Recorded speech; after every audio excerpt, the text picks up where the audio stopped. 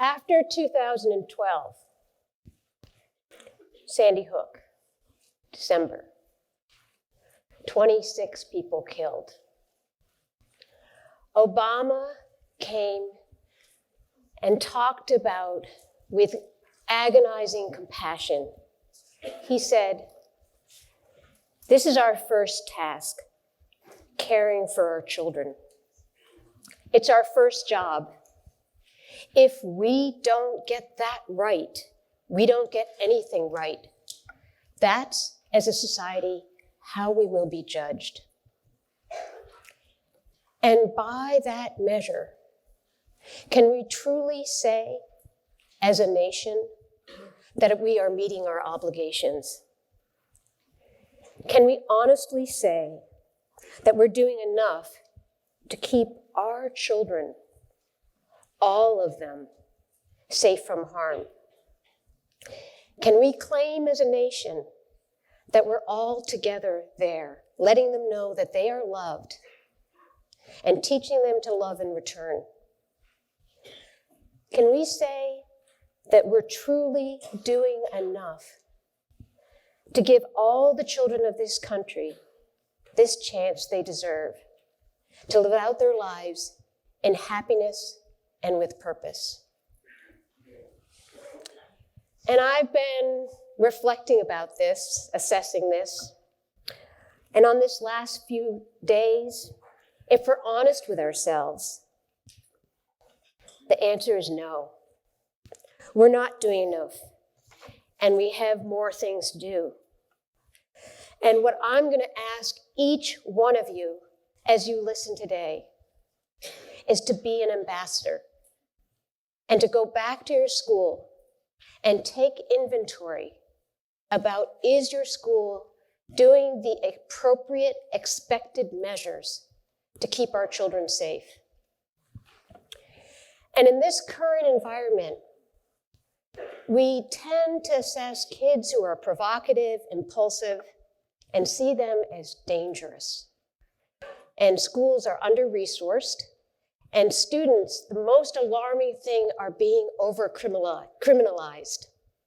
And we're treating students sometimes, not those of us in the room, but we're coming at them as suspects, with an alarming number of Black males, females, and Latino students being targeted. So you might have noticed this is called a safety assessment versus a threat assessment, just to shift the language, because language is important with how we think about it.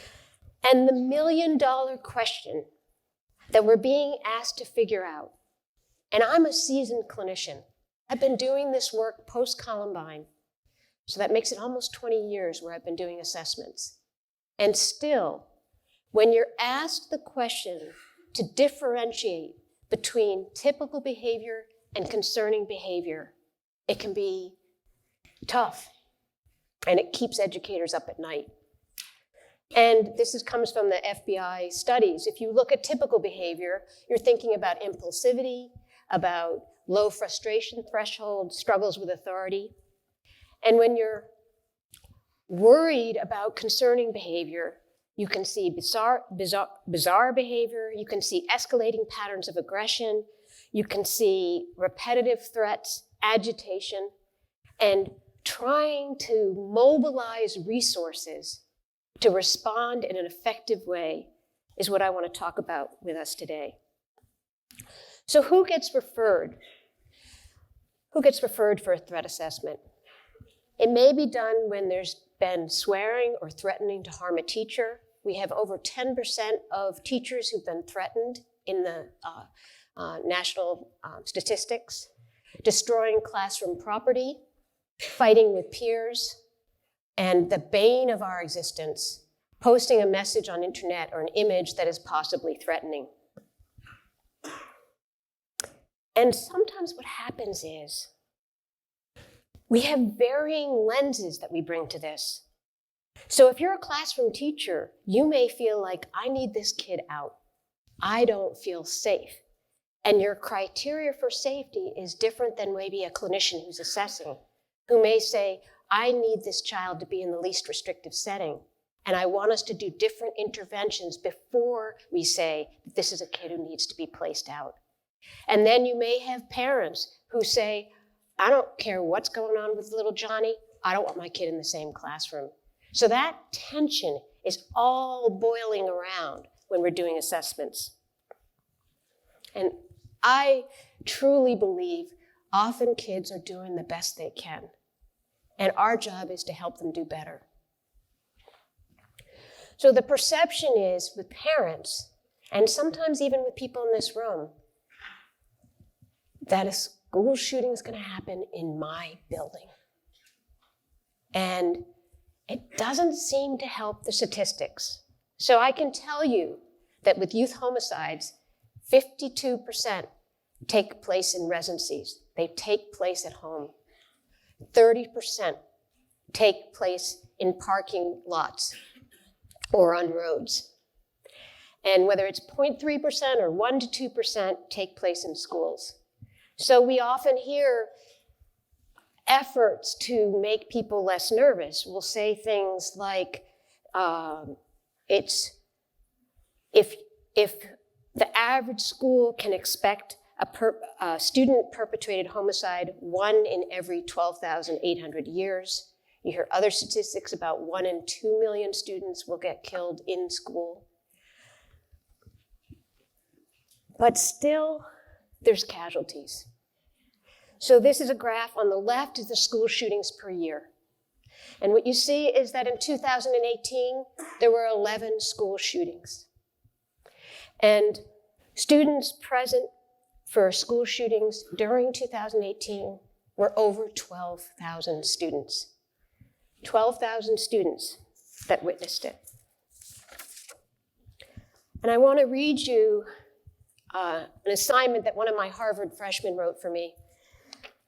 She was one of the students who was in a school murder. And she said, I pulled into the school parking lot. Hey, Amanda, what's up? Holy shit, Whit. Some autistic boy stabbed a kid and he might die. The morning, January 17th, 2007. That afternoon, the kid that was stabbed, James, died from fatal wounds to the chest and shoulder. The quote-unquote autistic boy who killed him was handcuffed and taken to jail. Our school was put on lockdown for the day. The news said, tragedy in a small town, same old story. She goes on to talk about that the boy who killed the other student had a reputation as a bizarre guy who wore a trench coat and a fedora, and he was awkward in social situations. He didn't have many friends. He would go up to random people in the cafeteria or hallway and start blabbering on and on about his interests. One interest, his favorite, by far, left people feeling a little unsettled once the conversation was over. He loved weapons, guns, knives, and grenades. And as a freshman in college, she asked, we all knew he was obsessed with weapons. Part of it wasn't a surprise. Everybody knew. What she was saying about everybody knew, teachers and students knew. What we want to think about is how do we mobilize so that we can respond when students or teachers are concerned about a student in an appropriate, balanced way.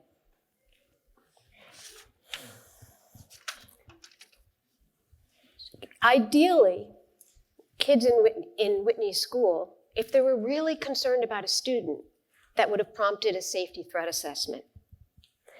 And it would have had a lot of information, which I don't need to go into details about this particular case. But there were a lot of red flags. So when you do an assessment, the components of it are an incident report, an academic transcript, psychological and neurological testing if it's relevant, and IEP. And what I want to mention about the incident report is for those of you who have incident reports in your school, I strongly encourage you to put antecedent on the incident report because so many times, and I have read hundreds of incident reports. The emphasis is on what happened in that moment, not about what might have been going on 5 minutes before the incident happened, which can be very rich information. Interviews are with it's both with the student who has threatened and other students who may have witnessed, school personnel, and parents or guardians. And the caveat I want about parents and guardians is I did research that was in the International Journal of School Violence, interviewing parents who had undergone safety assessments.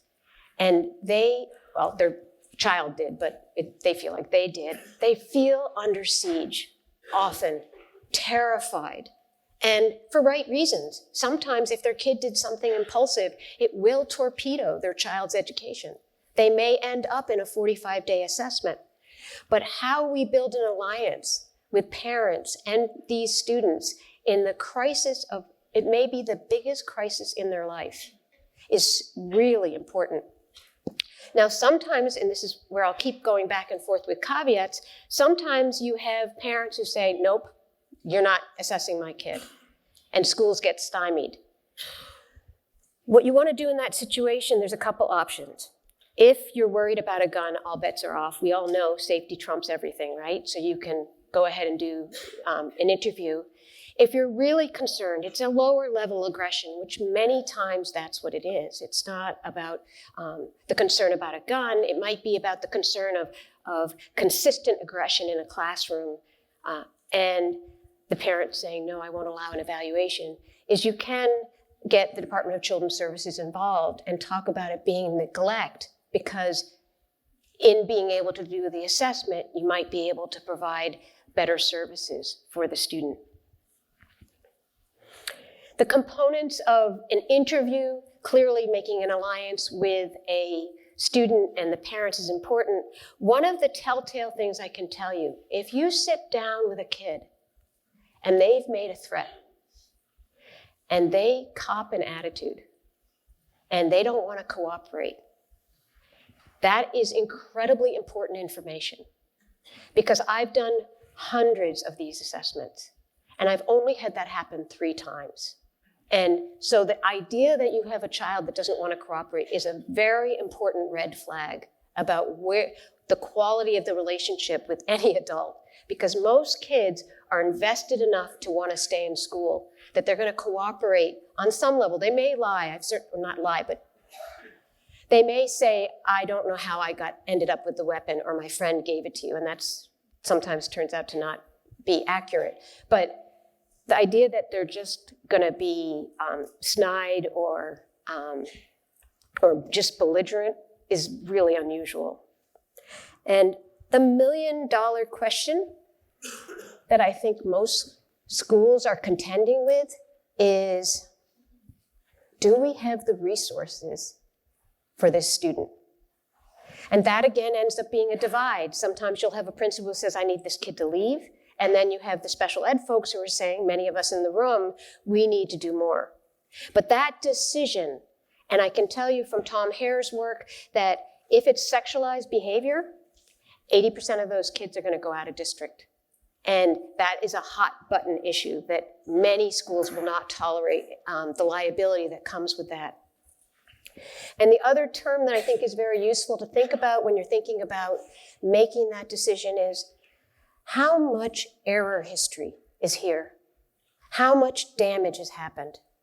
Because if a teacher feels threatened and has been daily under siege, probably no matter what your intervention is, it's not going to shift. I don't mean to be pessimistic, but sometimes thinking about error history is really important. So I'm just going to briefly tell you 2 kids.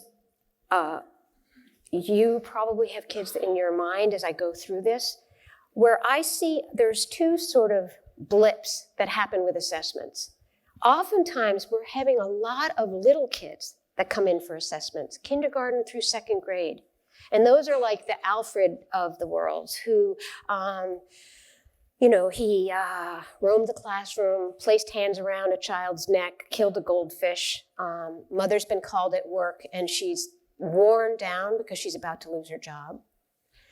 And then there's another student, and these are amalgamations of kids, but I've used this in when I have a longer workshop, I do that case of Alfred, and I have lists of interventions that we've generated about how to support a student like that. And then Lee is a middle schooler who, his mother died by suicide, had been back and forth between China and the United States. His father was in the States in a wheelchair. And he was incredibly attached to this teacher. He had an idea that he was going to go to Harvard and was learning how to speak another language besides Mandarin on the computer, and he got a B+ on a test. And he was incredibly distraught. And he started to break pencils and ruminate, and she always had him stay after school, and she got a little bit nervous about being alone with him in the classroom. And so she asked the social worker to do an assessment. And he said to the social worker, "I'm going to rip her head off and hang it on the wall." This caused massive anxiety in the school. A letter was sent out to everybody, all the staff, about this assessment that he'd been sent to the emergency room. And what I will be going over and over again in this talk is about how context matters. Because when this incident happened, for any of you who live in Massachusetts, you may remember there was a teacher that was murdered after school. It was the same time that this happened. And so the anxiety around it, and I see upticks whenever there is a certain, it's a profiling. So when Virginia Tech happened, a lot of Asian kids came through having safety assessments. So when Adam Lanza happened in Sandy Hook, there were more evaluations on kids who were on the spectrum. So context matters. And the other aspect is, we've had Andrea Amador come from the Boston Public Schools.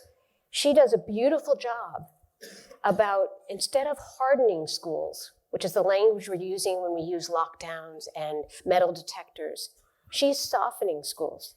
She's doing prudent things with universal interventions, and then secondary interventions for those kids who need more support, and then intensive support for those kids who are needing threat assessments and ramped up resources. So I don't want to lose in this the idea that all the things that we've been hearing, Rachel Polliner's discussion about school culture and thinking about how we support kids is incredibly important while we drill down on this information on those particular kids who've made threats. So just want to get a show of hands. How many of you are familiar with the Safe School Initiative? Okay, perfect. So when you listen to me present it, think about how you want to present it to your staff. And for those of you who don't know the Safe School Initiative, I want you all to Google it after we're done, or you can get any of my articles on if you go to my website and put in safety assessment, and there's a discussion around the Safe School Initiative. But that's important for anybody doing an assessment on doing threat assessments. And the reason is this was developed in 2004, but it's robust. It was the FBI and the Department of Education. They came together and they looked at targeted attacks meaning someone came into the school or was already in the school and killed people. Looked at it from 1974 to 2000. And they came up with a series of questions and key findings that I'm going to share with you briefly, pulling out some of them. There was an updated report, and again, this is in your references. It was through the United States Secret Service, the National Threat Assessment Center. It basically has the same information. It's a little glossier, and it has updated school shootings that have happened. But it's something that you could use as a study group in your multidisciplinary team in terms of having current up-to-date information, which is the expectation. The key thing that they say is it's about process. It's an investigative, skeptical, inquisitive mindset. And that's what's critical. So yesterday someone talked about that behavior is communication. It's figuring out what is this student trying to tell us? And do they have the means, if they are continuing to be threatening, to harm people? So this is a key thing. Many times when I talk to people, they do not have, whether you want to call it a behavioral intervention team, a threat assessment team, or what I prefer, a safety assessment team, they don't have that active in their district. So that's where you're an ambassador. Because if in the rare chance you do have a school shooting, people, I've been an expert witness before, people don't criticize you about a bad outcome. They criticize you about the process. So you want your superintendent to know that this behooves them to have a threat assessment or a safety assessment team, a multidisciplinary team. Now let me tell you, this is cultural. If you go to Germany, and I had to review what other countries are doing besides gun laws in their countries, Germany, with the history they have, do not have school resource officers on their team for understandable reasons. But in United States, you can have various people on the team. You definitely have a principal, a school psychologist, social worker, school resource officer, and then different schools make decisions about a nurse, guidance counselor, special ed, a teacher. Sometimes I'm asked, well, is it school specific or district specific? Do you have to have a safety assessment team in each school, or do you have it district-wide? And every district makes a different decision about that. Isn't that just the way the United States works, right? So, but you want to have an operating safety assessment team. And one of the things, this is a Where Waldo. You're supposed to notice who's missing. Anyone want to make a guess? Principal. Okay, good. You get, I'll buy you a Coke afterwards. So, but it's the idea of thinking about redundancy. So yesterday when you all were here, if you're the person who does the mental health assessment, then who subs in when you're gone? And often I'm asked the difference between the crisis team versus the safety assessment team. And there can be overlap. Sometimes the same people who work in the crisis team work in the safety assessment team, but here's the difference. In the crisis team, it's an emergency situation. It's more broad in purpose. People mobilize quickly, and they coordinate with outside resources, and they identify students who may need extra support. So it's like earthquakes, a completed suicide, a sort of a fire that happened in the neighborhood. And here's the key difference with a safety assessment team. It's about specific threats. And in the specific purpose is to determine the nature of the threat and appropriate response. And it coordinates with the local police and the SRO. Massachusetts has a memorandum of understanding. Some other states don't, but it's key to have a memorandum of understanding and to decide as a group, when do you open it up to the school resource officer and the police, and when do you not? And another aspect is around the training. The expectation of the training, and it will be in that booklet I showed you, that one. The expectation is that you have a full day of training.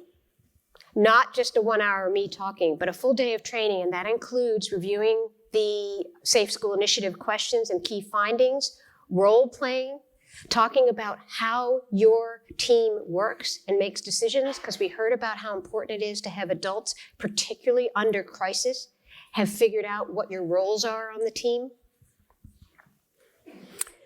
And another aspect that's really important, and I did a district training for a year for 5 or 6 districts last year, and each day, we spent a day actually looking at each one of these bubbles. So we're actually going to be hearing from Molly after lunch and from Children's Hospital. And they did a day discussion around emergency room and crisis response plan. There is so much variability about when 911 gets called. There is so much variability between schools about when a student goes by ambulance to an emergency room and when they don't. So just to take that one little bubble for a 32-second trip, you want to be defining what is an emergency in your district in behavioral health. When you just talk to the family, and Molly will go over all this, so don't worry, but when you talk to the family, what are the observable behaviors that you've seen that have prompted your level of concern? What is your criteria for calling 911? What's your follow-up after a crisis? How do you debrief? And what if you can't reach a family member? And what are your resources internally and externally? So that's just one bubble, but you could go to internet policy and you could spend substantive time thinking about how do you educate just like we heard from Meredith. You begin to see how when we're organizing this conference, there's all this going in the back of my mind about how we can get all ready for anything we need. But Meredith gave us some thoughtful discussions around internet and how you think about it. And I would ask every one of you, when you go back to see your students on Monday, I want you to ask them, do they understand what the weapon policy is? Because I have lost kids because they had a jack chain, or they came from an after-school job and they had a cutter for box cutter, and that bounced them from school. So just do me a favor and ask your students if they know what a weapon policy is and review it with them. And then my second favor, because I'm good with favors, ask them about, just remind them that what they put on the internet is permanent. Because it breaks my heart when you have really decent kids, not that all kids aren't decent, and then they did something impulsive in the heat of the moment and they said they were going to shoot up the school, and it jettisons their education. So just a friendly reminder. Okay. I am going to just take a 1.5 minute break to ask you guys to turn to your partner, and then I'm going to ask Chris to ring the bell to get you all to come back. I just want you to turn to someone you don't know and talk about, do you have a safety or threat assessment team? And what have you learned? What have you done in your school? So you guys find someone you don't know and share something that you either are worried about or you want to learn about.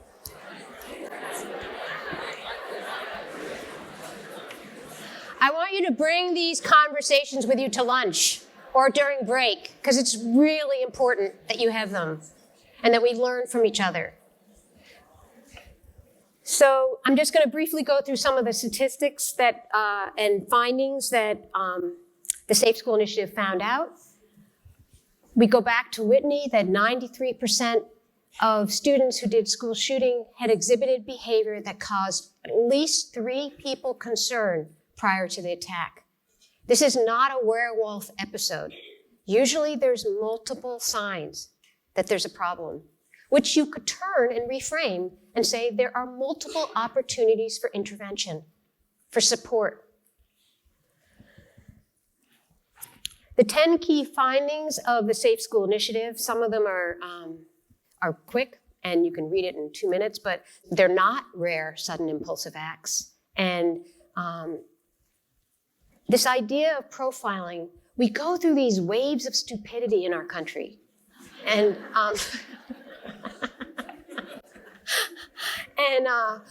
one of them was when post-Columbine, people came up with these profiles of kids. And there were a lot of companies that were making a lot of money generating these checklists that were really kind of bogus. And I want to read you something that and I encourage you, if you have any teachable things, please give it to me. This was from a counselor who had done evals. And after I talked about this, she said to me, for 2 years in a row, I was asked to do safety assessments on a student because he wore a trench coat to school and was odd, long hair to face. I did the assessments and was not concerned about him as a threat. Before he graduated, he came to me to say he was upset about having to wear a blue graduation gown. That was his way of opening up to me and coming out as transgendered. It turned out she wore trench coats to school because she wanted to be more feminine, but due to the cultural component and other reasons was not able to come out. And she goes on to say, this is the social worker, bottom line, teachers picked up something, but it wasn't that she was a threat. It was that she was trying to be who she really was, and she couldn't tell anyone. So that's the gift we have as clinicians who work in schools. Because educators are incredibly astute in their observations of human nature. Imagine they have 170 kids that come through their classrooms, but they're not always able to tease out what it means. And that's our job in the assessment. We all know about the idea that most attackers had access to and had used weapons prior to the attack. Adam Lanza got guns from his mother's stash. That's the man who murdered the 26 children in Sandy Hook. And we have horrible statistics about the gun loss. And we surely, all of us, were impacted by Parkland, the youth of Parkland, and how enraged they were that gun laws haven't been implemented. We heard about it in the debate yesterday, and it's a calling that is relevant to us, but not an area sometimes that we, except for, of course, that all of us vote, that we can impact. But here's another piece that I want to share with, which is Astor, A-S-T-O-R, did some really interesting research in California. He looked at 55,000 kids. And what he said was pretty startling. It's a little bit of a side, but don't worry, just stay with me and I'll come back to the Safe School Initiative. What he showed was that 20% of kids see a weapon in school. So out of 55,000 kids, 20% see a weapon. But the weapon isn't a gun sometimes. It's a weapon that might be a knife. It's a weapon that can be like one of those knuckle things. I mean, but can you imagine when we're talking about school climate, what fear that generates, that weapons are being seen? But here's the part that I found interesting as a takeaway. We collect all this information in the Youth Risk Behavior Survey, but we don't do, and what he did, was look at the schools, and there's a small percentage of schools that have a disproportionate number of kids who are bringing guns to school. And his idea is that's where we should be dumping resources, because that's a signal to us that that's a school in trouble. So he says instead of us just looking at the individual and doing the threat assessment, that we also want to be looking at how are there disproportionate schools that have a disproportionate number of weapons, and how do we address that in a supportive way that can shift things? Okay. We talked about in many cases other students were involved in some capacity, and I'm going to come back to that. So, key questions to ask. So if you think about Whitney's fellow student, has the student shown an appropriate interest in the following school attack or attackers, weapons, incidents of mass violence? And the key part about that is, does the student have the capacity to carry out an attack? And that's the key question you want to ask. And I would encourage, sometimes we get lulled if we're in a certain school, whether it's a private school or it's a school in rural Maine or upstate Alaska or wherever we are, and we think, well, I know this kid, he's not going to carry a gun. And I would say you always want to be asking your kids, do you have a gun? And now this one's a little bit tricky, and I'm going to, again, go a little bit on a tributary. But is the student experiencing hopelessness, desperation, or despair?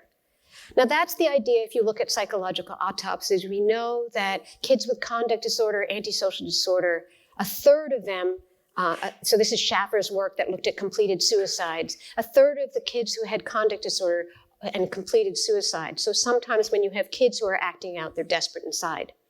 And we also know with school shootings that out of many school shootings that have happened, 6 of them, people have gone to shoot themselves.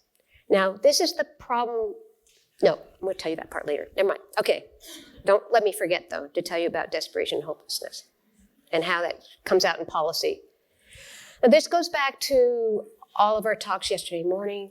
So important to establish. Does the student have a trusting relationship with at least one responsible adult? And I've heard really touching things of ways teachers have taken the tragedies that have happened in schools and reached out to marginalized kids. So I had a 4th grade teacher who told me that she made a sociogram to look at who were the marginalized kids and who were the left out kids and try to increase contact. Another elementary teacher had kids put in a box who they would want to spend time with and figure out who were the kids not picked. So it's a little bit of social engineering. And on a systemic level, we've heard Bill Pollack talked about where you take the dots and you take the whole class, you take all the students, you take the staff, and then you have the staff members place a red dot on a student that they've had not a substantive conversation with. Because if we, and I'm not going to review Quaglia's research because Rachel did for us, but if you look at Quaglia's research, one of the things he said in his study of 55,000 kids a year is that kids want to be known not only for their academics, but for who they are. And that's what we're looking for when we're trying to build community. Does the student see violence as acceptable or desirable, or the only way to solve problems? And we had Jamie Barrett speak one time. I don't know if you remember him, but he talked about the Fight Navigator, and that was about the curriculum that helped particularly boys, adolescent boys, develop the repertoire to be able to walk away from a conflict. So this is a reminder. I mean, really, school shootings is just a platform to be able to think about school mental health, if you think about it. 75% of those kids involved with school shooting felt bullied, persecuted, or threatened by others. Now, we could argue, and Kathy Newman does in Rampage, that these were actually kids who were also bullying, and we know there's a fluidity between bullying and bullied. But I think what's important is just to remember Stan Davis's work, which, again, he's presented here, but he talks about, he interviewed 14,000 students by Facebook and asked them what helps with bullying.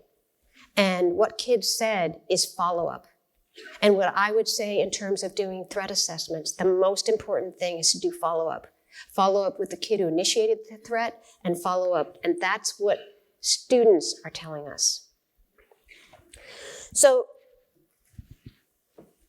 this Safe School Initiative is all interesting, but I'm about to introduce you to a brilliant man. I've talked to you about him before. He's presented here, but for those of you who haven't heard about him, his name's Dewey Cornell.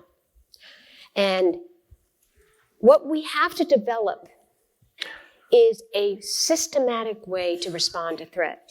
So how do you not be hypervigilant and traumatized, but be stealthy and strategic? So this is a book. It's a new version from the 2006, if any of you have it. So there's a website, schoolta.com. If you go to it, that has a downloadable form of the questions that need to be asked in a threat assessment. It's free. The book is $50, but some schools use it as a study guide in their group. And he did rigorous research. He field tested 120,000. So Virginia was the first state to do threat assessments. He field tested with 120,000 students and looked at 186 assessments. And he came up with the difference of transient threat versus substantive threat. And what's really important about threats, this is really important what I'm about to say, is the words aren't important. They really aren't.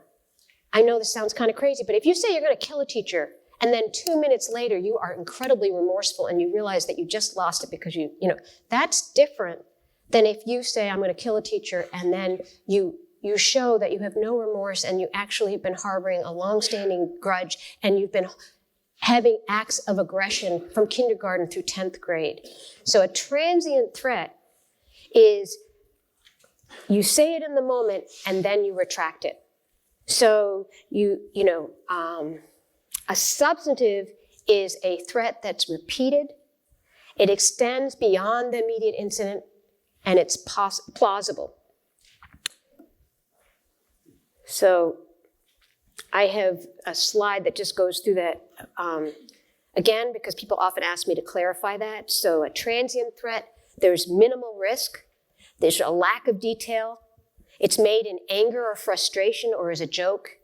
Its information is inconsistent. And you want to consider the child's age, the credibility, and the discipline record. 78% of threats are transient. They don't need to have a full-fledged threat assessment team come together. Substantive threats are more direct and detailed. They could be carried out, but they're not realistic. There's no preparatory steps been taken. But the threat's not exactly empty. And that, you convene the safety assessment team, you have someone do a mental health assessment, you decide about the school resource officer and their involvement. They may get access to their electronic Facebook and all the other things that Meredith talked about. And a serious substantive threat is detailed, specific, and some imminent serious danger, and the threats aren't empty. So I'm going to go through these briefly. This is a second grader who makes this picture, and he's often disruptive in class, and he comes from a troubled background. And is this transient or substantive? Okay, transient. What if I told you the teacher had overheard kids talking, and this same student was bragging that his older brother had a gun, and he knew where it was in the house? And he got spanked, and when he got home, the other kids would be sorry because he'd gotten in trouble for being bad at school. What would you call it? Pardon? So, yeah, you'd say substantive, and it would shift it. So that's where I'm trying to say context matters. This is around a kid who threatens a little girl in the playground, but when he's talked to, it was because he thought that he didn't get picked in a game, and he was really upset about it, but he's sorry he got upset. So that's a different one. And this is a 10th grader with gang involvement who was placed in an alternative high school, had a fight the night before, and he came through the fire door that was propped open with a fire extinguisher, and he's seen in the corridors by a teacher who recognizes him. And he's carrying a large duffel bag. This is around an imminent threat and a reminder that sometimes you just call 911, but you want to train your staff about when it is that they want to call 911 and when are the appropriate times to call 911. This is, a kid brings a bullet case, so I'm switching from transient to substantive disorder. A kid brings a bullet casing for show and tell. And he says, he gets flustered. People ask him, the teacher says, where did you get this? He says, I found it at the beach. The rumor mill starts, and in the cafeteria, people are saying someone brought a bullet. There's sort of a Twitter hysteria. And I want to read you the note. This is actually a real note that the school resource officer and the principal wrote to try to contain the anxiety. And this is a reminder that even if something is transient, how you communicate to your community is incredibly important. And good afternoon. The Nixon administration received a report today that an inoperable empty shell casing was found at school. So that's different than a bullet casing, isn't it? An inoperable empty shell casing sounds very different.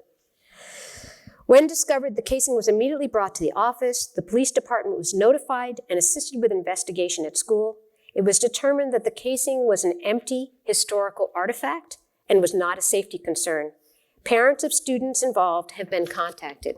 Here's a reminder to you and your family to discuss what's appropriate around what you should bring to school. So the principal used that as a learning opportunity and talked about that. So this is the flow chart that is around transient and substantive. I'm going to briefly go through it. This is with Cornell and Sherris. A threat is reported to the principal. You evaluate the threat. You decide, is it transient or substantive? If it's transient, you respond to it. If it's substantive, you decide, is it serious or very serious? And you bring the team together, and then you come up with a safety plan. A safety plan is incredibly important. From being an expert witness, I can tell you, if it's not written down, it didn't happen. So you've got to write things down. And Dewey Cornell, the schoolta.com, has collaborated with, and many districts are using it, including all of Florida. He's trained a lot of people in how to do these threat assessments. And it's a computer system that he's partnered with so that people can get access to what the disciplinary records are, kindergarten through 12, if there's been a series of assessments done, because we all know there's sort of information vacuums, black holes that happen in schools, like between elementary school and middle school, or middle school and high school. So, and it's also a way of recording what the effort is to do outreach, because sometimes when you do have parents who feel disenfranchised or marginalized, they'll say the school hasn't done anything. And you want to have documented what efforts have you made. This is a really important slide. When you get that slide deck, make sure you look at this one. This is Cornell's work, schoolta.com. I sound like the debaters yesterday, except for it's not my website. For any of you who watched the debates yesterday. Controlling for school size, the percentage of low-income students and the percentage of minority students. The results from using the guidelines of the Safe School Initiative with an emphasis on restorative justice. That's important to put in. There were 15% fewer short-term suspensions per year, 15%, and 25% less fewer long-term suspensions per year. And school authorities were more likely to hold a parent conference, and most importantly for us, more likely that these high-risk students access mental health services. So that's the incentive for us to do this. This is just a quick reminder. Savory is I don't really like it, but it's something, if a kid is going to go into the court settings, it's a good instrument to use. Judges like check marks, so that talks about history of violence, low, moderate, high, and peer rejection and poor parental management. And this is some of you may be using Salem Kaiser's. That's another online resource.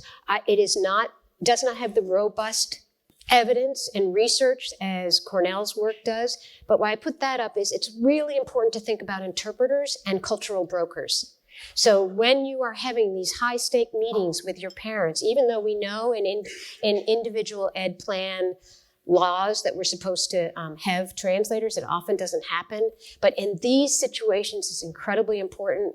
And I think having a cultural broker can be important. Some people will say to me, we're all culturally sensitive, we should be able to do that. But I think having someone who is respected from the community where you're talking with that person who's having the family and the student that's having the threat assessment can be very useful.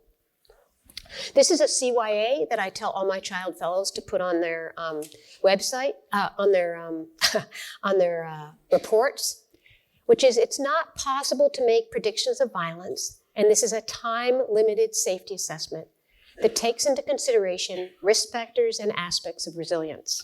That's important, aspects of resilience. All right, Goodrum. Goodrum is really important. I tell you all about these. I'm going to take 3 more minutes. I'm just stealing them.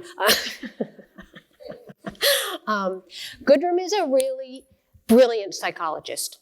She's a researcher.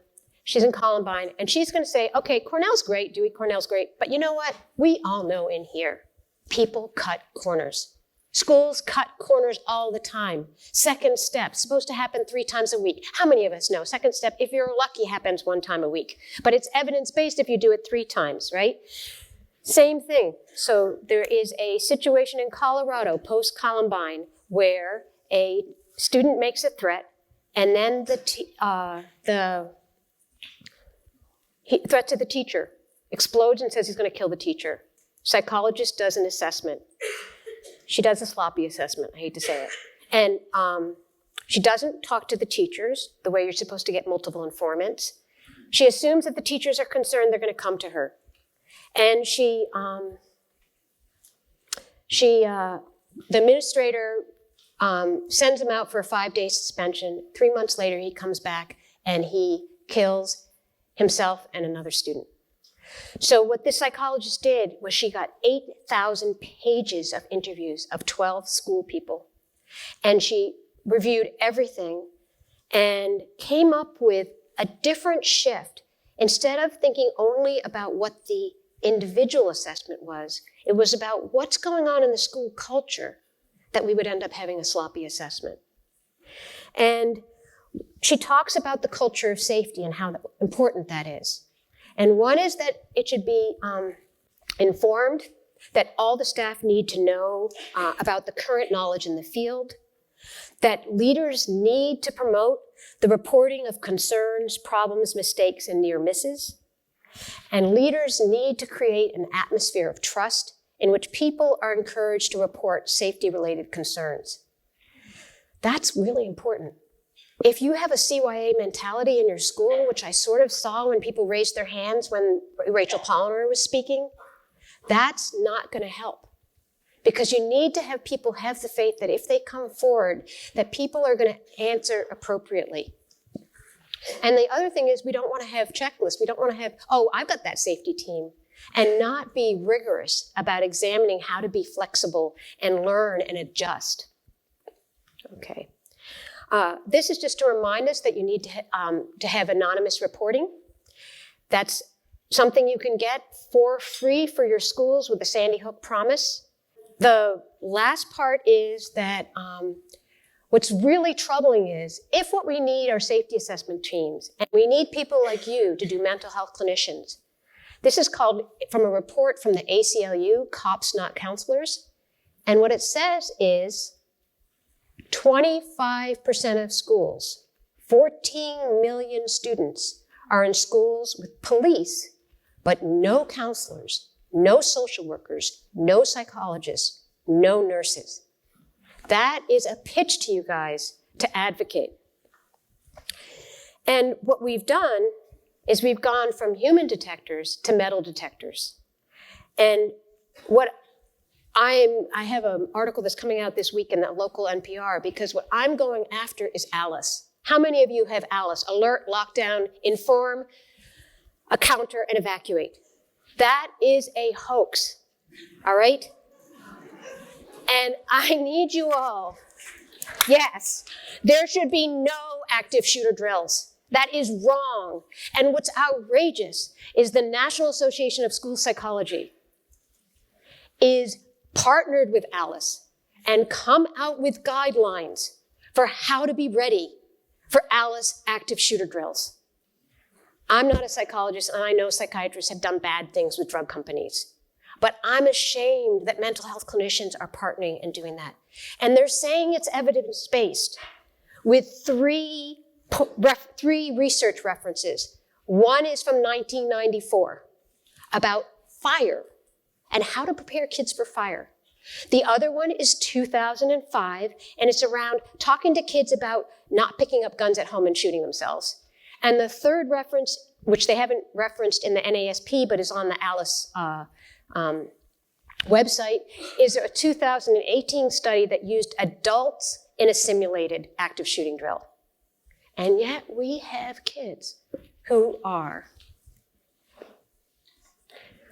hiding under desks, barricading. We are treating and parenting the first generation to grow up with live shooter drills and the constant reality of mass school shootings. And I want to end with, this is a sculpture by Manuel Oliver, who lost a 17-year-old in Parkland. And the recording you're going to listen to is a kindergartner who was interviewed by Slate, and she's talking about her experience with an active shooter drill. Hi, my name is Lee. I am in kindergarten, and I live in Newville. See a cheetah? I can see it better. I do shooter drills. You lock the doors, and everyone's in it, hiding in a certain place of the room with the teachers. And we usually have a security camera to show, like, if there's actually a real stranger in the building. And last week, there was a real stranger in the building, and I got a feeling stuck in my head. I was thinking if we were going to be okay, because, like, the stranger was literally just outside the door of our classroom. And the principal was outside the door. It was actually just our principal dressed in stranger clothes. I saw her wearing like a boy wig with her hair on a bun. And I thought it was kind of scary because I didn't know who her true self was. So like we hid it in the back room or the closet. And it was very crowded. My friends were playing a couple games of rock, paper, scissors, shoot. And I was like, no, I know there's still someone out there. But they don't believe me. So one of my best friends, my best friends, said that they believed in me. There's a window in the closet. And outside the window was pigeons. They were like hanging off of the tree. They looked a little ghoulish and a little goblin-y, and we were afraid at first. Then we peeked out the window and saw that it was just pigeons, shadows. I do an intruder draw in case a real stranger, not my principal, a real stranger is in the building. So I have a favor to ask you guys. I need you to protect our children. We cannot raise our children in fear. We talked about what we want in our schools as kindness. And I'm going to end this with an offering. Because I find that I've spent 25 years working with kids, doing suicide assessments, threat assessments. And what brings me back is the beauty of our kids. And I have 3 of my freshmen that I taught, and I'd asked Ashley, Ashley's now a junior at Harvard, and she, I had her as a freshman, and I called her and I said, I'm doing this really depressing talk on safety assessments, and I need your help.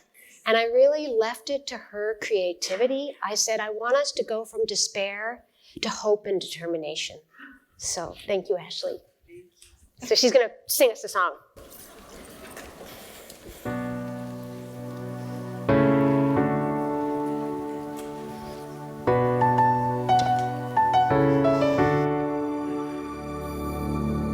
I'm not a stranger to the dark. Hide away, they say, 'cause we don't want your broken parts. I've learned to run away from all my scars. Run away, they say, 'cause no one will love you as you are. But I won't let them break me down to dust. I know that there's a place for us, but we are glorious. When sharpest words wanna cut you down, I'm gonna raise the flag, gonna drown them out. I am brave, I am bruised, I am who I'm meant to be. This is me, look out, 'cause here I come. And I'm marching on to the beat I drum. I'm not scared to be seen, I need no apologies. This is me.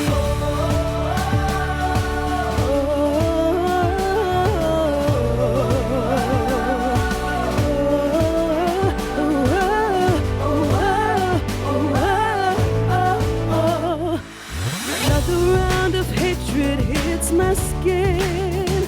Oh, fire away, 'cause today I won't let the shame burn in. Raising toward the barricade, raising toward the sun.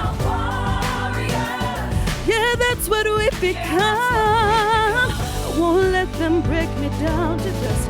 I know that there's a place for us, for your glorious. When the sharpest words wanna cut you down, gonna raise a flag, gonna drown them out. I am bruised, I am brave, I am who I'm meant to be. This is me, look out, 'cause here I come. And I'm marching on to the beat I drum. I'm not scared to be seen, I need no apologies. This is me.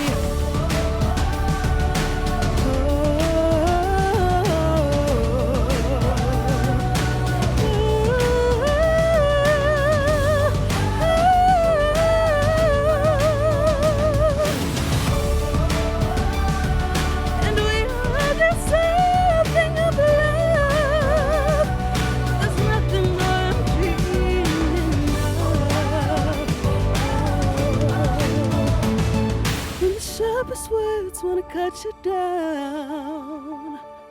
I'm gonna raise a flood, gonna drown them out. I am brave, I am bruised, I am who I'm meant to be. This is me. Look out, 'cause here I come.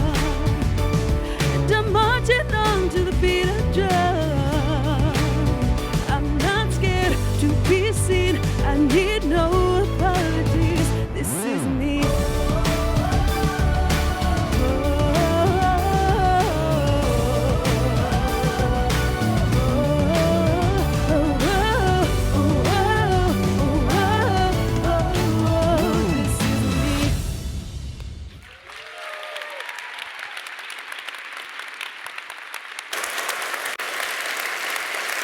Look at that. Look to take a bow.